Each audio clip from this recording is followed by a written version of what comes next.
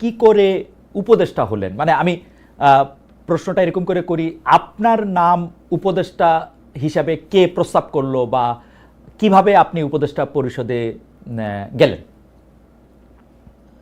5 আগস্টের পর যখন সরকার গঠন প্রক্রিয়া চলছিল, 5 থেকে 8 আগস্ট এই সময়টাতে, 5 আগস্টে আমরা সবাই একটা জায়গায় তো একমত ছিলাম যে প্রধান উপদেষ্টা হবেন ডক্টর মোহাম্মদ ইউনূস।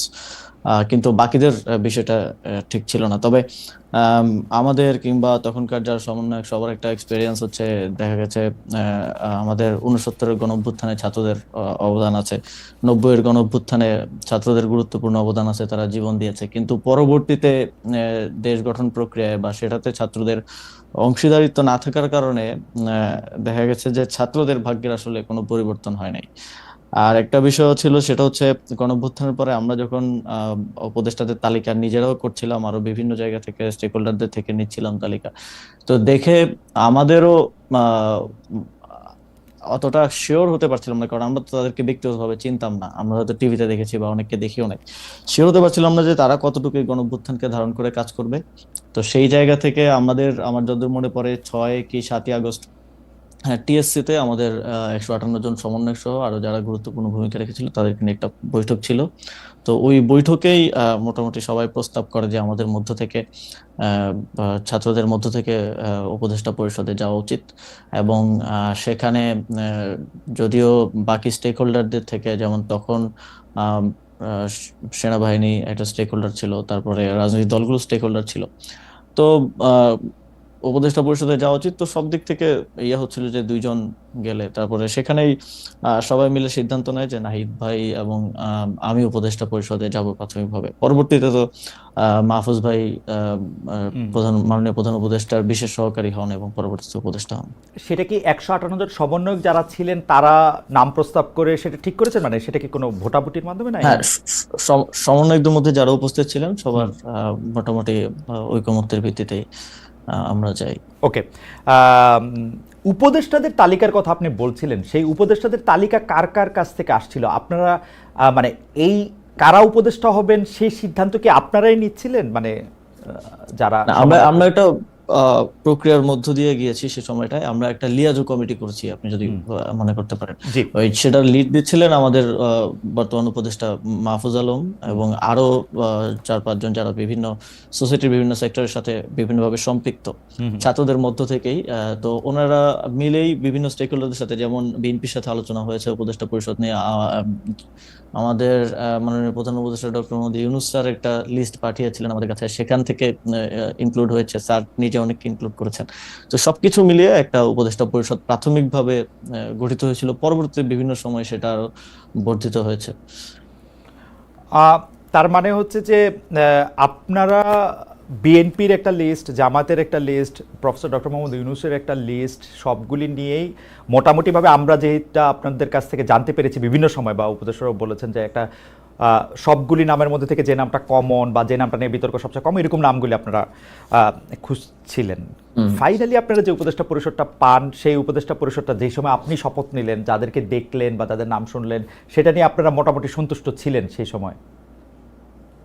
এখন পর্যন্ত আসলে সত্যি কথা বলতে গেলে সে উপদেষ্টা পরিষদের 50-60% মানুষকে আমরা চিনি। হুম। আর এর বাইরে অনেককে হয়তো আমরা চিনিও না, কিন্তু ঐকমত্যের ভিত্তিতে বা আমরা সোশ্যাল মিডিয়ায় কিংবা গুগল ঘেটে দেখেছি যে তাদের প্রোফাইল কিরকম। যেমন এমনও অনেকের নাম আসছে যাদের প্রোফাইল বা ব্যাকগ্রাউন্ড একটু প্রবলেমেটিক, তো হুম। আমরা বিভিন্ন জন থেকে খোঁজ নিয়ে তাদের নাম বাদও দিতে হয়েছে। আবার হুম। এমন নাম আসছে যেটা হয়তো বিএনপির পছন্দ হয়নি বা ওকে। এর খুবই রিজিড পজিশন ছিল, সেটাও বাদ দেওয়া হয়েছে। তো এইভাবে একটা সর্বজন গ্রহণযোগ্য একটা উপদেষ্টা পরিষদ বানানোটাই, যাতে করে সবার একটা ইয়ে থাকে, এটাই ছিল উদ্দেশ্য এবং শেষ পর্যন্ত সেটা হয়েছে। মূলত এটা কোঅর্ডিনেট করেছিল মাহফুজ ভাই। হুম। যে লিয়াজু কমিটি হয়েছিল তারাই, কারণ আমাদেরকে আবার অনেকগুলো যারা নেতৃত্বে ছিলেন তাদের অনেকগুলো দিকে আসলে মেনটেন করতে হচ্ছিল।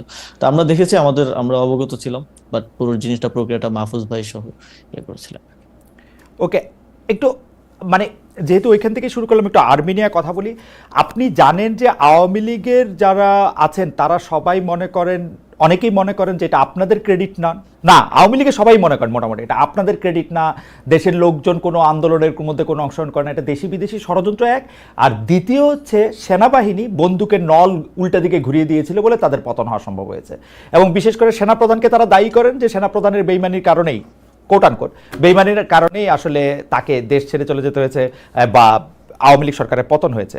কিন্তু সেই সেনা প্রধানের ব্যাপারে আপনার বক্তব্য, যেমন আপনি বলেছিলেন যে বুকে পাথর জমা রেখে তিনি ডক্টর মোহাম্মদ ইউনূসকে আসতে বলেছিলেন, বা সেনাপ্রধান ওয়াকার সাহেবকে সরানোর ক্ষেত্রে আপনাদের সাবেক সহযোদ্ধা বর্তমানে এনসিপির নেতা জনাব হাসনাত আবদুল্লাহর কিছু কথা, সেই সবগুলি বিষয় আপনার সাথে সেনাবাহিনীর সম্পর্ক বা সরকারের সাথে সেনাবাহিনীর সম্পর্ক খারাপ করেছে কিনা, বা সরকারের সাথে সেনাবাহিনীর সম্পর্ক আলাদা কোনো কিছু কিনা, নাকি সেনাবাহিনী একটা ডিসিপ্লিন, মানে এটা একটু আপনার কাছে একটু জানতে চাই। বিশেষ করে আপনার বক্তব্যের পরে এটা এরকম মনে হয়েছে কিনা ডক্টর মোহাম্মদ ইউনূস হয়তো সেনাপ্রধানকে এখন থেকে খারাপ ভাবতে শুরু করলেন যে উনি যেহেতু আমাকে চানই নাই তাহলে আমিও ওনাকে চাই না, ব্যাপারটা এরকম হয়েছে কিনা? সেনাবাহিনীর সাথে সরকারের কিংবা আমাদের তো কোনো বিরোধ নেই সেনাবাহিনীর সাথে, বরং আমরা মনে করি যে 5ই আগস্টের এবং এর পূর্ববর্তী গণঅভ্যুত্থানের সময়টাতে জুনিয়র অফিসার সহ যারা আছেন তাদের একটা চাপ ছিল যে তারা কোনোভাবেই গুলি করবেন না। সেটা বিভিন্ন মাধ্যমে আমরা দেখেছি, দরবার হলের মিটিং এর ইনফরমেশন লিক হয়েছে, সেখানে আমরা দেখেছি। তো তাদের এই অবদানকে অবশ্যই আমরা স্বীকার করি।